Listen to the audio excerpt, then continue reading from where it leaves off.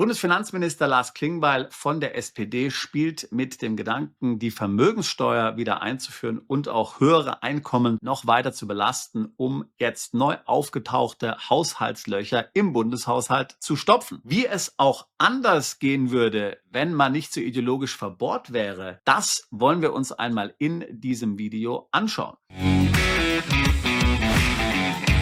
Trotz gigantischer neuer Schulden schafft es der Staat nicht, seine Haushaltslöcher zu stopfen.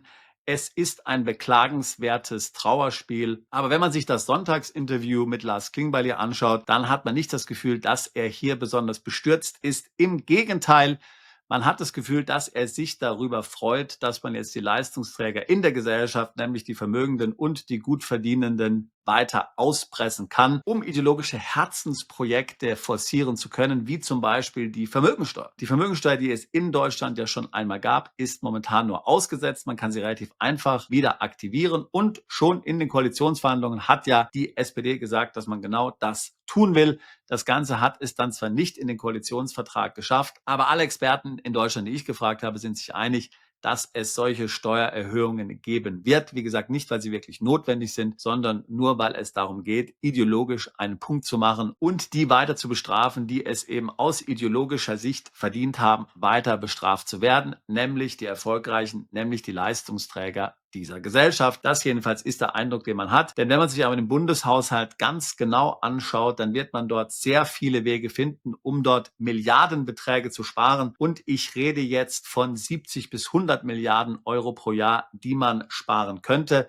Allein mit 7 ganz einfachen, ganz offensichtlichen Maßnahmen, wo man nicht mal für die Schuldenbremse für aufweichen müsste. Ich werde jetzt hier gleich mal diese 7 Maßnahmen einmal vorstellen. Natürlich werden die nie so umgesetzt werden, das ist ja völlig klar. Aber ich will dir damit zeigen, im Grunde genommen, dass die Politik, die wir in Deutschland sehen, nicht auf Ehrlichkeit basiert. Deutschland war ja mal bekannt dafür als Land, dass man rational war, dass man sich die Fakten angeschaut hat und dass man dann Politik auf Basis der Fakten gemacht hat. Und das hat gestimmt, sowohl für die SPD als auch für die CDU. Aber mittlerweile geht es hier nur noch um Emotionen, um Ideologie. Nicht mehr um Politik, die auf Fakten basiert, nicht mehr um Haushaltsentscheidungen, die mit dem spitzen Bleistift gemacht werden, sondern man hat ganz klar das Gefühl, dass die ideologische Borniertheit das einzige Entscheidungskriterium ist, auf dem sehr weitreichende Entscheidungen dann gefällt werden. Was sind also meine 7 Tipps für Lars Klingbeil? Erstens Abschaffung oder drastische Kürzung der Entwicklungshilfe. Wir brauchen keine Fahrradwege in Peru. Ein Großteil der Entwicklungshilfe, die Deutschland leistet, ist komplett sinnlos. Sicherlich nicht alles, das ist ganz klar.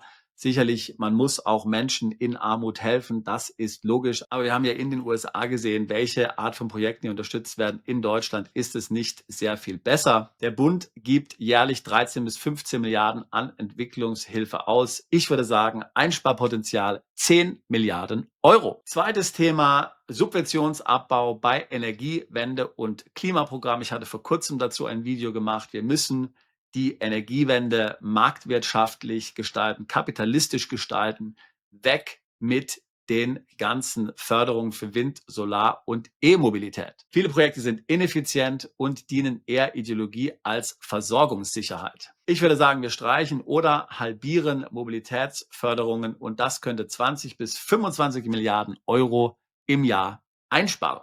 Punkt Nummer 3, Rückabbau der Sozialleistungen für Migranten. Führen wir das Ganze zurück auf ein europäisches Mindestniveau und wir können 15 bis 20 Milliarden Euro pro Jahr sparen. Ich rede jetzt nicht davon, dass man diese Menschen nicht mehr unterstützt, aber der Bund gibt allein für Flüchtlings- und Asylleistungen sowie Integrationsmaßnahmen jährlich 30 bis 35 Milliarden Euro aus. Und da können wir locker 15 bis 20 Milliarden Euro sparen und immer noch sehr vielen Menschen helfen. Punkt Nummer 4, Bürokratieabbau in der Bundesregierung. Eins meiner Lieblingsthemen. Deutschland beschäftigt fast 300.000 Bundesbeamte. Stell dir das mal vor, 300.000. Viele in aufgeblähten Behörden, Kommissionen und Beauftragtenstellen. Ich würde hier eine pauschale Personal- und Verwaltungsreduktion von 10% vorschlagen. Das spart 5 bis 7 Milliarden Euro pro Jahr an Gehältern, Pensionen und Folgekosten. Punkt Nummer 5, Verschieben oder Reduzieren von Großprojekten. Das Infrastruktur-Sondervermögen hat einen Umfang von 500 Milliarden Euro, ist in vielen Teilen aber politisch und ideologisch motiviert. Ein Stopp oder eine Streckung von fragwürdigen Bau- und Digitalisierungsprojekten, zum Beispiel Prestigeprojekte im Bahnsektor, könnten 10 bis 15 Milliarden Euro jährlich einsparen. Vorschlag Nummer 7, das Verteidigungsministerium. Natürlich, man muss in Verteidigung investieren, ganz klar. Man muss auch mehr investieren, auch das ist klar. Aber viele der Ausgaben, die hier geplant sind, sind nicht sicherheitsrelevant. Milliarden versickern in der Rüstungsbürokratie mit Beraterverträgen und ineffizienten Beschaffungen. Hier können wir locker 5 bis 8 Milliarden Euro pro Jahr sparen, Herr Klingbeil. Und natürlich auch bei den Sozialabgaben. Ich schlage vor, Renten- und Sozialgeschenke zu stoppen. Vorziehen der Mütterrente alleine kostet 5 Milliarden Euro zusätzlich. Weitere Wahlgeschenke wie Kindergrundsicherung, Bürgergeldaufstockung und Rentenpakete reißen Milliardenlöcher in den Haushalt. Ein Sparstopp bei neuen Sozialleistungen bringt auch wiederum 10 Milliarden Euro pro Jahr. So. Jetzt insgesamt könnten wir mit den von mir vorgestellten Sparmaßnahmen 70 bis 100 Milliarden pro Jahr einsparen. So, und das habe ich jetzt mal eben hier in einem YouTube-Video so vorgetragen. Ja, da musste man jetzt keine parlamentarische Kommission hier einberufen, kein Ausschuss oder sowas. Das sind Dinge, die auf der Hand liegen. Das ist nicht besonders kompliziert.